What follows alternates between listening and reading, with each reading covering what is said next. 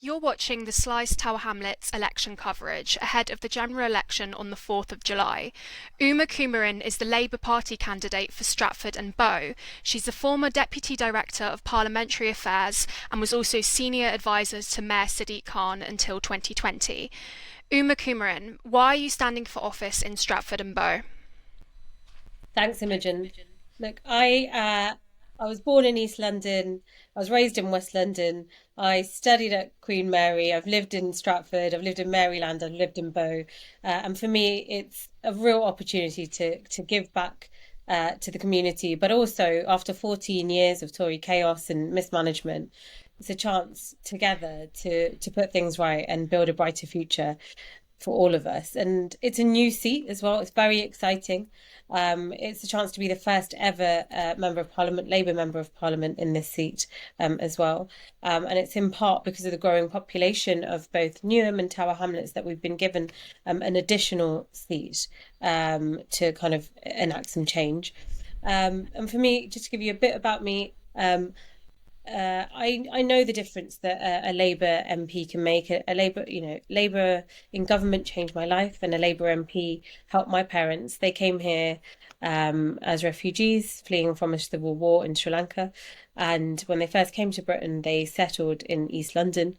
It's why I was born in East London, and over the years we've seen the opportunities that my parents maybe had haven't been available to people now, and young people now have got less hope for the future, and they're really crying out for change. So it's a real chance here to make a difference. And what do you recognise to be the most pertinent issues facing residents at the moment in Stratford and Bow? We've been having conversations up and down Stratford and Bow, and kind of the same things are coming up time and time again. Real worries about the cost of living, soaring mortgages, rent, really high bills, the cost of the shopping, worried, parents worried about their children's chances for the future, large class sizes, and worries on kind of what's going to happen to their kids when if they want to go to university, or the jobs for the future. Real pressures on the NHS are coming up as well, not able to get a doctor's appointment, waiting lists. And again, it's two different kind of halves of this, the Newham side and the Tower Hamlet side, and across both, housing is a real big issue, not just mortgages and rents, but actually people wanting to get on the property ladder. So we've got one of the highest rates of kind of people living in flats or renters in the country, and a lot of people want to own their first home and they just can't see the way how, paying huge rent prices, commuting, paying their bills, shopping, everything else. There's not much left to save towards a home for the future. So, all of these conversations are coming up. And the good thing is that Labour has got an offer to everyone on this. And we've, for all the things that are being put forward, we've got a plan for the future. Yes, and in the manifesto released yesterday, I believe Labour promised the biggest increase in social and affordable house building in a generation. Does Labour have an exact figure or a particular target for this pledge? So I've been on the move, but I have been looking at our manifesto as well. We've got a house building pledge. So look, Rishi Sunak himself admitted it was too hard to own your own home. One of my pledges for Stratford and Bow is that I want to give first dibs to first time buyers. So making sure that local people are first in line and have the first opportunity to buy. And we've said we'll work with local authorities to help first time buyers get priority on the housing ladder. And we also have a permanent mortgage guarantee scheme to help buyers save for deposits. On social housing, so obviously you've got to look at it on a borough by borough and a case by case. And in this case, Stratford and Bow, it's the first ever time we're working with two different local authorities. So I don't want to put an exact figure on it for Stratford and Bow, but it's definitely something that remains one of my first priorities to look at. And we're talking about housing. Obviously, today is the 7th anniversary of the Grenfell fire, and Labour has committed to ensuring we never see a repeat of such a tragedy. With many buildings obviously still being covered in with dangerous cladding, how is your party going to deliver on this promise?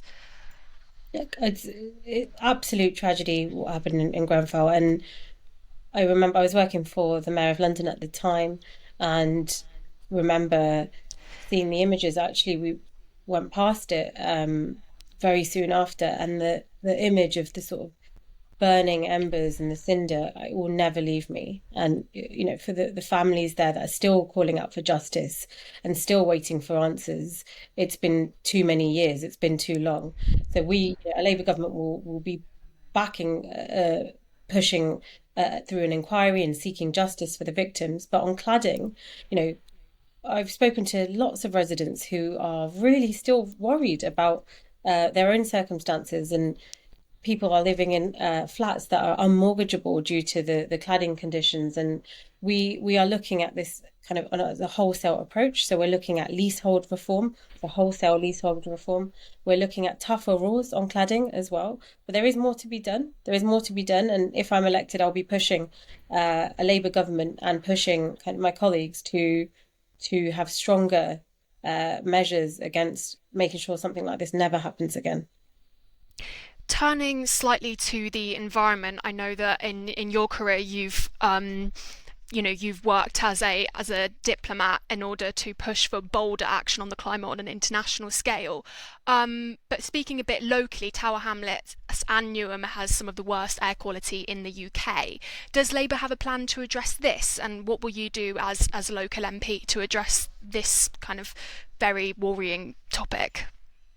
Yeah, and you've touched on it. Look, I've spent the last 2 years working globally, pushing for tougher climate action in cities around the world, nearly 100 cities that I've been working with, and the United Nations. So climate is something that matters really, really deeply to me. In Tower Hamlets and in Newham, it's not just air quality, it's everything. Changing our environment and making sure that we've got an environment and a climate fit for purpose for generations to come begins at home. So we need to up our recycling rates as well. We've got quite a low recycling rate in the Tower Hamlets side compared to the rest of the country. So we want to be working to do something on that. But on air quality and on better climate protections, a Labour government has got a number of things in its manifesto. We are also looking at Great British Energy, lowering energy bills for residents as well, a publicly owned clean power company. And in London, obviously we've had the ULEZ, which has brought cleaner air to both inner and outer London as well. And then that's something, that's a very London thing, but it has helped air quality here. Speaking a bit about, measures we can do locally to help the environment, low traffic neighbourhoods was something that was implemented in Tower Hamlets.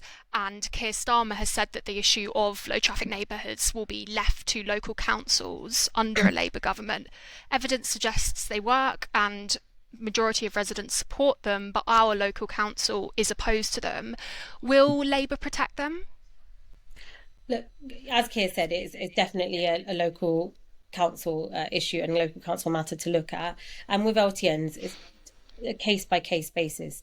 We need to see councils up and down the country taking tougher measures to put environmental protections in. But at the same time, we really need to listen to our residents as well. Just a few days ago, I was speaking to a lady in Bow, and she was saying that their road was being used as a kind of through run, her road and the roads next to it. And there's already speed bumps there, but she said they weren't working. And I said, "Oh, what would you like to see? Would you like to see an LTN?" And she said, "Oh, I'm not sure about that." So, it's really different in one bit of the constituency to another. So I'd like to see the council kind of reach out more to residents, kind of localized surveys and see what residents want and react to that rather than a sort of a diktat from on high. Another particularly topical issue in our borough is the ongoing Israel-Gaza war, and that's probably quite likely to impact how local residents will vote on polling day. Roshana Ali, who was MP in Bethnal Green and Stepney before Parliament dissolved, abstained from a ceasefire vote back in November last year, which upset a lot of local Palestinian sympathisers. Was she wrong to abstain? Look, I don't want to get into the ins and outs of what Rushnara did, and her vote is her choice, but I'm really clear on where I stand. And I know that this is an issue that residents in Stratford and Bow care deeply about. It's also something that's personal to me. I mentioned to you earlier that my parents fled here as refugees, fleeing from a civil war in Sri Lanka. There was a genocide there.